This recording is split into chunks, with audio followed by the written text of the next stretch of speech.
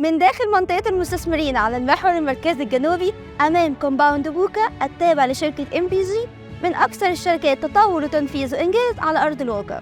بدأت أول مشروع ليها في 2018 كومباوند بوكا، وصل نسبة إنشاءاته 85% على أرض الواقع، وهو من أوائل المطورين اللي سددوا ثمن الأرض بالكامل، وليه أكتر من مشروع تاني زي ريفر جرين 1 و2 مباني طبية بالكامل، ووايت 14 مبنى تجاري إداري متخصص في منطقة الداون تاون. وتعتبر شركة MPG من الشركات اللي احنا نقدر نستثمر معاها. الطرح الثاني بالعاصمة الإدارية الجديدة، الحي السكني السابع على محور الجامعات مباشرة، من أمام كومباوند سيناريو تابع لشركة أكان، وتعتبر من أكثر الشركات تطور وتنفيذ وإنجاز على أرض الواقع.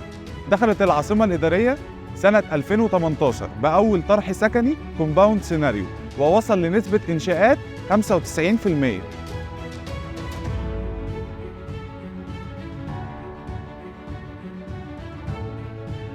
وفي سنة 2020 طرحت الشركة تاني مشروع سكني ليها في العاصمة الإدارية الجديدة كومباوند سين 7، أول كومباوند رياضي متكامل داخل العاصمة الإدارية الجديدة بنسبة إنشاءات 80%.